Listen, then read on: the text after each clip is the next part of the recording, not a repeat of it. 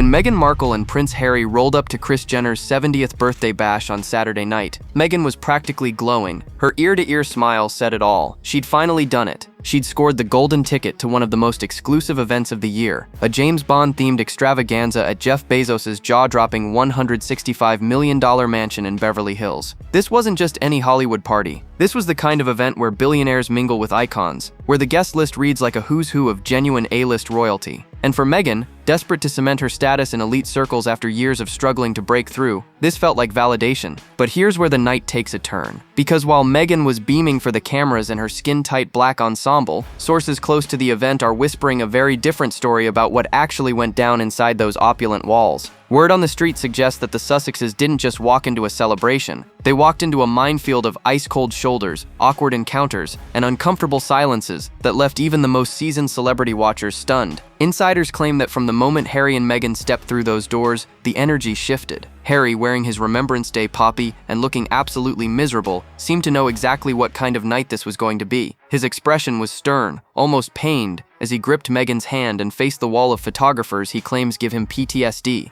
Meanwhile, Meghan couldn't hide her excitement, trailing just behind him with that signature megawatt smile plastered across her face. But the real drama wasn't happening outside with the cameras. According to reports surfacing from party attendees, the couple found themselves surrounded by some of the biggest names in entertainment who have either publicly shaded them, distanced themselves entirely, or made it crystal clear they're not part of Team Sussex. We're talking about Mariah Carey, who famously forgot Meghan existed when asked about meeting royals. We're talking about Martha Stewart, who recently made that loaded comment about hoping Meghan knows what she's doing. And perhaps most significantly, we're talking about Adele, the notoriously private superstar who allegedly sent back Meghan's ARO gift basket and rarely makes public appearances anymore. Palace insiders are calling it one of the most tone-deaf moves in Sussex history, because while Meghan was living her Hollywood fantasy, back in the UK, Harry's family was fulfilling their solemn duties at Remembrance Day ceremonies. King Charles, Prince William, Princess Kate, and even young Prince George were honoring fallen heroes at the cenotaph, embodying the very duty and service Harry claims to value so deeply. The contrast couldn't be more stark, and as details continue to emerge about just how awkward this night really was, one question keeps surfacing. What were Harry and Meghan thinking? Let's talk about the elephant in the room, or rather the multiple elephants scattered throughout Jeff Bezos's sprawling Beverly Hills estate. Because this wasn't just a party filled with friendly faces and warm embraces, this guest list read like a carefully curated collection of people who have either publicly dismissed Meghan, quietly distanced themselves from the Sussexes, or made their feelings abundantly clear through strategic shade. First up, Mariah Carey, the legendary diva who has perfected the art of the dismissal over decades in the spotlight.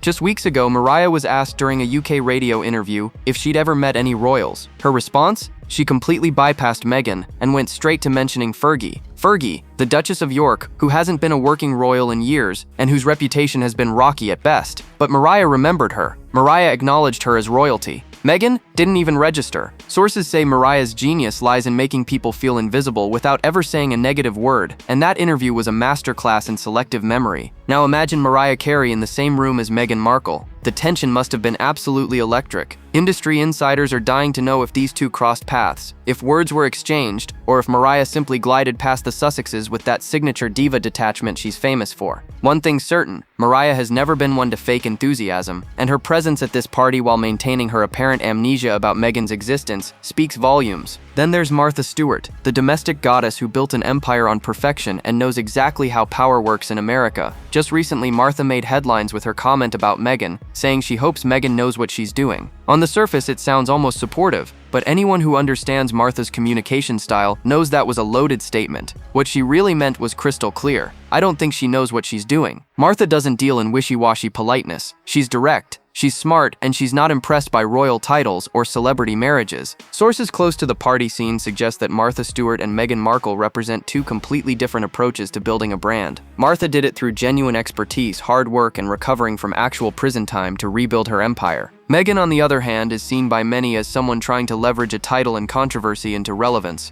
The fact that Martha was at this party looking absolutely sensational and mingling with genuine power players like her bestie Snoop Dogg, while the Sussexes were scrambling for photo opportunities, tells you everything about the hierarchy at play. But the real story, the one that has royal watchers and Hollywood insiders buzzing, involves someone who almost never shows up to these kinds of events anymore. Someone whose presence at Kris Jenner's party was so rare that it made headlines all on its own. We're talking about Adele, and what allegedly happened between her and Meghan might be the coldest snub of the entire night. Adele showing up at Kris Jenner's party was shocking in itself. The British superstar has become notoriously reclusive in recent years, rarely making public appearances and keeping her circle incredibly tight. When she does emerge, it's usually for the most exclusive, most meaningful events with people she genuinely cares about. So her presence at this party immediately signaled something important. Kris Jenner clearly has serious pull with the mega-talented singer, but her presence also created what sources are calling the most awkward dynamic of the entire evening. Here's what makes this situation absolutely fascinating. Harry and Adele reportedly have history. They've moved in similar circles. They share the bond of being British celebrities navigating life in Los Angeles, and word on the street suggests they've maintained a cordial friendship over the years. But Meghan and Adele, that's a completely different story. Industry insiders have long whispered about tension between these two powerhouse women, and the infamous ARO gift basket incident only confirmed what many already suspected. For those who missed it, rumors circulated that Meghan sent Adele one of her luxury ARO brand gift baskets, complete with those controversial overpriced lemons and jam. According to sources close to the situation, Adele allegedly sent it right back, no thank you note. No polite acknowledgement, just a clear message that she wasn't interested in whatever Meghan was selling. Now, Adele has never publicly confirmed this story, but she's also never denied it, and her silence speaks volumes in Hollywood circles, where image management is everything. So imagine the scene. Harry and Meghan spot Adele across the room at this exclusive party. Harry probably wanted to say hello to someone he actually knows and likes. Meghan, desperate to network and rebuild bridges in the entertainment industry, likely saw this as an opportunity.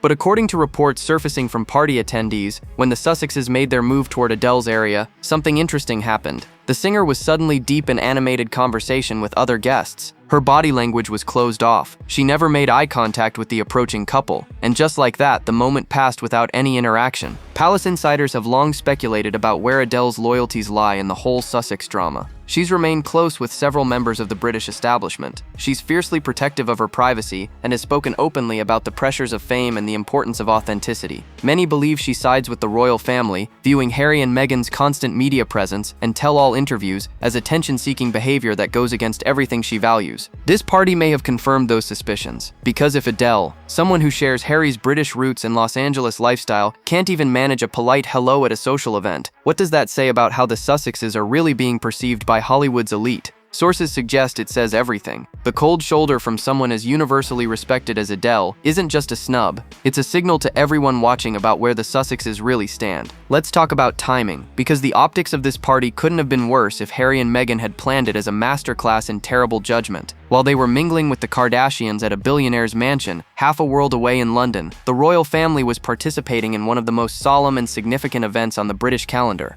Remembrance Sunday at the Cenotaph. This wasn't some minor engagement they were missing. This was the heart of what Harry claims to care about most: honoring veterans and military service. King Charles stood at the cenotaph looking visibly emotional, at times close to tears as he honored those who gave their lives in service. Prince William, fresh off a flight from Brazil, made it back in time to fulfill his duty. Princess Kate, still recovering from her own health challenges, was there looking elegant and composed. And perhaps most significantly, young Prince George made what many are calling his first major royal appearance, standing with remarkable composure and understanding the gravity of the moment. The future of the monarchy was on full display, fulfilling the obligations of service and duty that come with being born into that role. And Harry was walking through a car park entrance at Jeff Bezos' party, wearing a poppy on his tuxedo like some kind of costume accessory while his wife grinned for photographers. The poppy, meant to honor fallen soldiers, looked completely out of place at a Hollywood birthday bash. Royal commentators are calling it one of the most tone-deaf moves in recent memory. If Harry wanted to honor Remembrance Day, he had options. He could have attended a veterans event in California. He could have laid low and spent the day in quiet reflection. He could have done literally anything other than show up at a Kardashian party while cameras documented every moment. Social media erupted within hours of the photo surfacing. British veterans groups expressed disappointment. Royal watchers were stunned. Even casual observers who don't usually follow the Sussex drama couldn't help but notice the jarring contrast between duty and celebrity indulgence playing out in real time. Harry has spent years complaining about being excluded from royal events, particularly remembrance ceremonies. He's publicly expressed hurt over not being allowed to lay a wreath at the cenotaph after stepping back from royal duties. He wrote extensively in his book about his military service, about killing 25 people as an Apache helicopter pilot, about his identity as a veteran. Yet when it came down to it, when his family was honoring that sacrifice and service, Harry chose a party. Meghan didn't even bother wearing a poppy. She was too busy flashing her untanned leg in a wrap skirt and soaking up the Hollywood atmosphere she's been desperately chasing for years.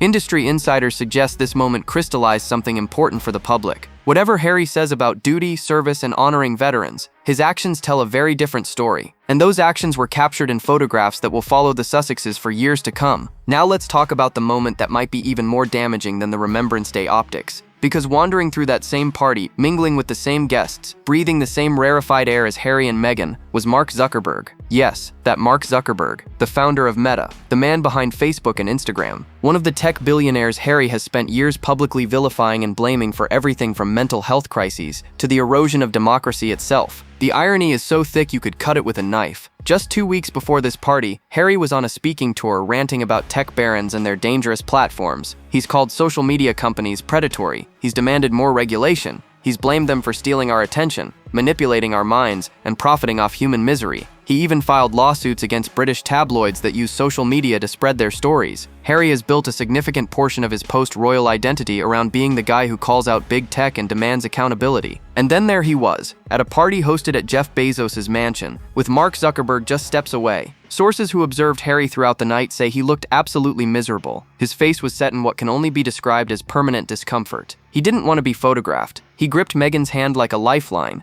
He seemed to recognize, perhaps too late, just how bad this all looked. Because how do you reconcile spending years attacking someone's entire business model and then showing up at the same exclusive party like you're all just friends? Meanwhile, Meghan was in her element. And here's where it gets even more interesting. Meghan maintains an active Instagram presence. She uses the platform Mark Zuckerberg built to promote her brand, share her carefully curated images, and stay relevant in the public eye. She has no problem benefiting from the very systems her husband claims are destroying society. Industry insiders suggest this fundamental disconnect between Harry's stated principles and Meghan's actual behavior is becoming impossible to ignore. Royal commentators are having a field day with this hypocrisy. One expert pointed out that you can't spend years calling tech billionaires dangerous while simultaneously partying at their homes and using their platforms for personal gain. Another noted that Harry looked like he wanted the ground to swallow him whole, suggesting he knows exactly how contradictory this all appears but feels powerless to stop it. The question everyone's asking is simple. Who's driving these decisions? Because if Harry truly believes what he says about social media and tech companies, he would have declined this invitation immediately. But he didn't decline. He showed up.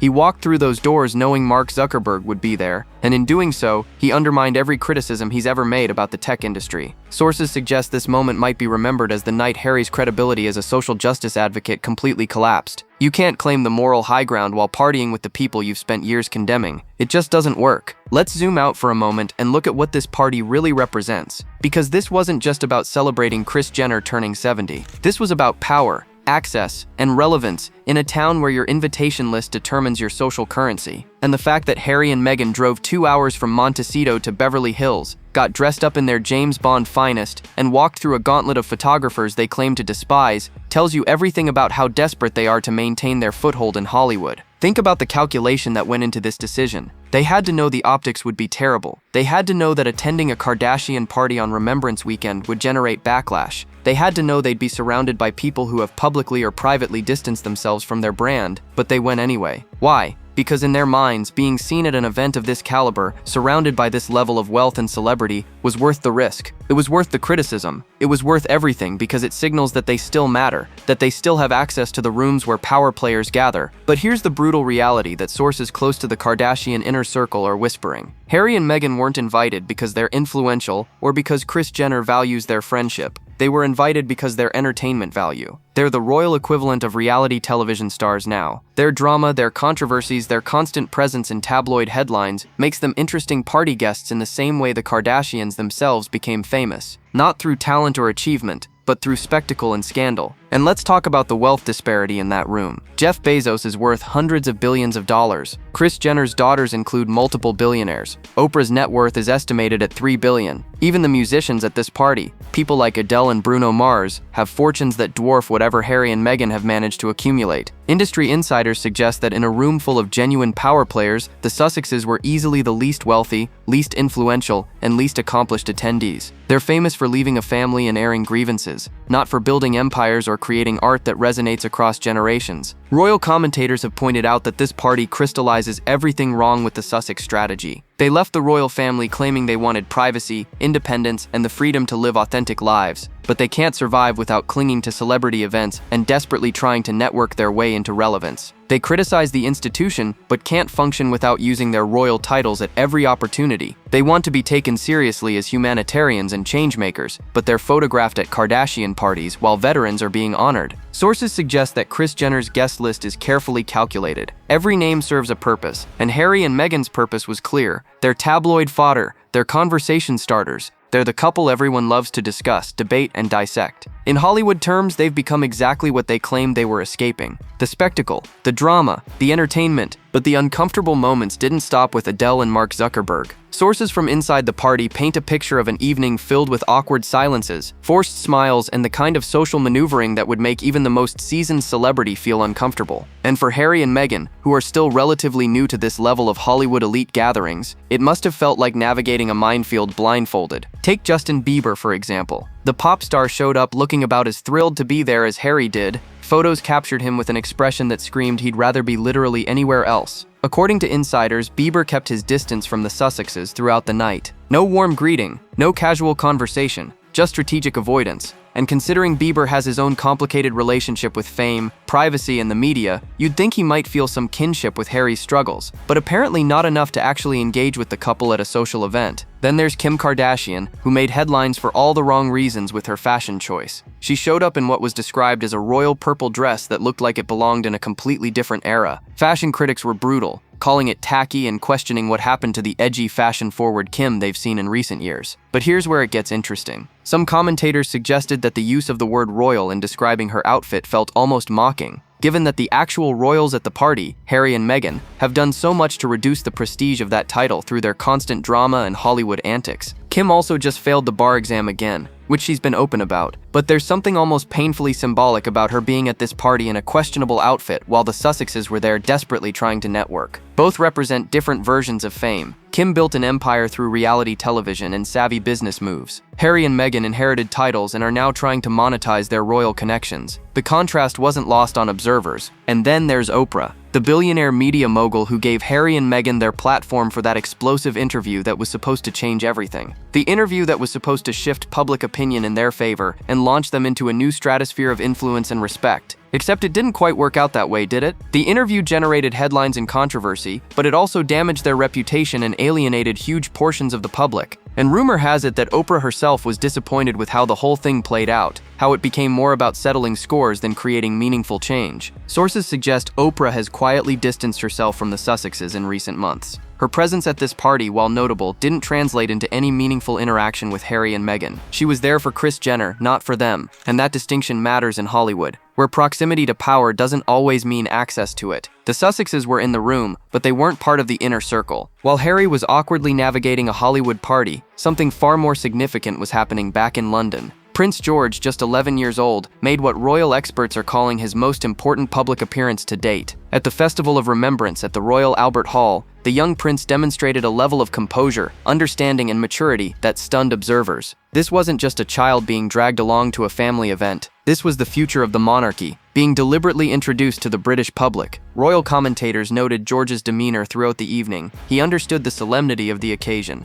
He knew when to stand, when to bow his head, when to remain perfectly still during the 2 minutes of silence. There was no fidgeting, no looking around distractedly like you might expect from a child his age. Instead, sources describe a young man who clearly comprehends the weight of his future role and the responsibilities that come with it. One expert called it extraordinary, noting that George's presence wasn't just symbolic but strategic. The palace may deny it, claiming George's appearance was long planned and nothing special, but those who understand royal communications know better. This was a message. This was the monarchy showing the world that succession is not just a distant concept, but an approaching reality. King Charles, at 76 and still recovering from cancer treatment, was visibly emotional during the ceremony. At one point, cameras captured him looking close to tears as he contemplated the sacrifice of those who served. The vulnerability was striking, almost as if he's leaning into the reality of his own mortality. And where does that leave Harry? Completely and utterly cut out of the line that matters. While his nephew is being groomed to one day become Prince of Wales and eventually King, Harry is at a Kardashian party desperately trying to stay relevant through celebrity connections. The contrast couldn't be more devastating. George represents duty, tradition, and the continuation of an institution that has survived for over 1,000 years. Harry represents what happens when you abandon that duty for fame, money, and the hollow promise of Hollywood acceptance. Sources close to the palace suggest that George has been having serious conversations with his parents about what's happening with his grandfather's health and what it means for the family's future. He's being prepared, gently but deliberately, for a role that will come sooner than anyone expected just a few years ago. The Duchy of Cornwall, one of the most valuable property portfolios in the United Kingdom, will eventually pass to him. The title of Prince of Wales, the responsibility of being heir to the throne, all of it is coming. And Harry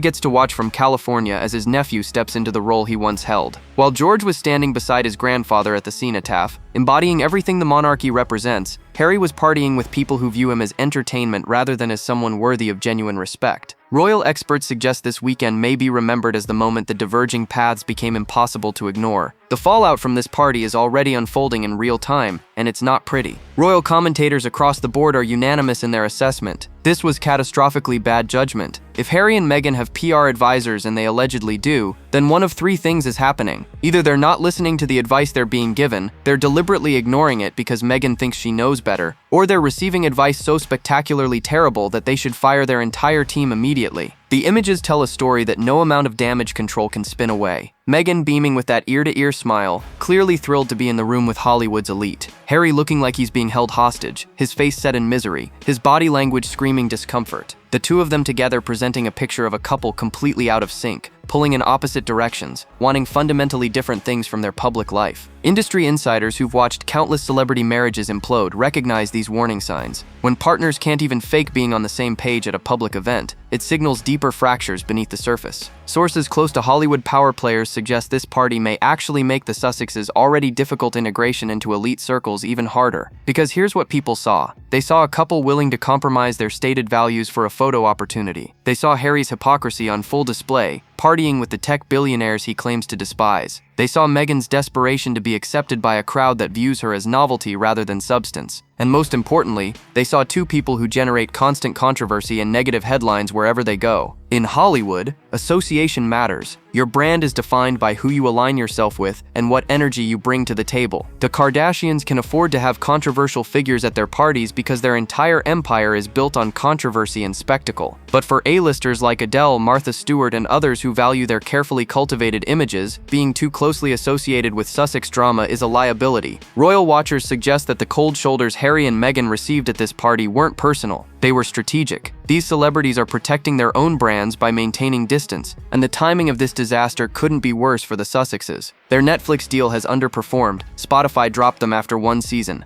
Meghan's lifestyle brand keeps getting delayed. Harry's book sales have plateaued. Their approval ratings, particularly in the UK but increasingly in the United States as well, continue to sink. They need wins right now. They need positive headlines and genuine accomplishments that remind people why they matter beyond the royal drama. Instead, they're getting photographed at a Kardashian party while veterans are being honored. They're getting caught in awkward social situations with celebrities who clearly don't want to engage. They're reinforcing every negative perception people already have about them being superficial, hypocritical, and desperate for relevance. Palace insiders suggest this might be the beginning of the end of whatever Hollywood aspirations they still harbor. So let's pull back and look at what this party really reveals about Harry and Meghan's long-term strategy and why it's spectacularly failing. When they left the royal family in 2020, they sold the world a story about wanting privacy, independence, and the freedom to live authentic lives away from the oppressive structure of the institution. They painted themselves as victims who had no choice but to escape for their mental health and safety. The world watched as they sat down with Oprah and detailed their grievances, their pain, their sense of being trapped. Fast forward to today, and what do we see? Two people who can't survive without clinging to any celebrity event that will have them. Two people who claim to want privacy but show up at parties knowing full well they'll be photographed. Two people who criticize the institution but can't function without using their Duke and Duchess titles at every possible opportunity. The contradiction isn't just obvious anymore,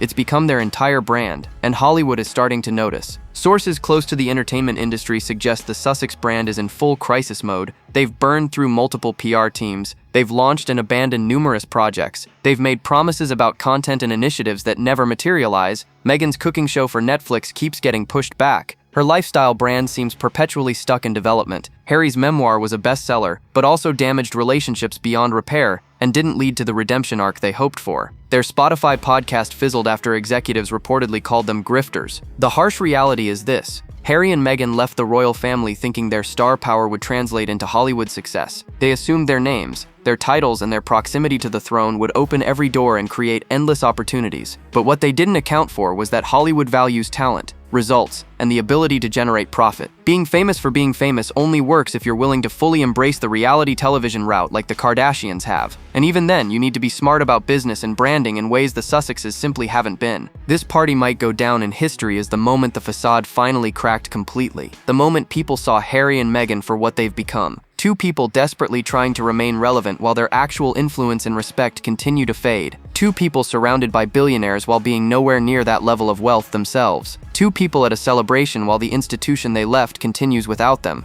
thriving and preparing the next generation to lead. Royal experts predict the next few years will be make or break for the Sussexes. Either they find a way to pivot, to create something of genuine value that resonates with audiences beyond royal gossip, or they'll fade into the background as cautionary tales about what happens when you chase fame instead of purpose. Based on what we saw at Kris Jenner's party, the awkward encounters, the desperate networking, the complete disconnect between their words and actions, the smart money isn't betting on a comeback. What do you think? Are Harry and Meghan's Hollywood dreams already over? Drop your thoughts in the comments below. And don't forget to like and subscribe because we're just getting started. The royal drama never stops, and trust me, you won't want to miss what's coming next.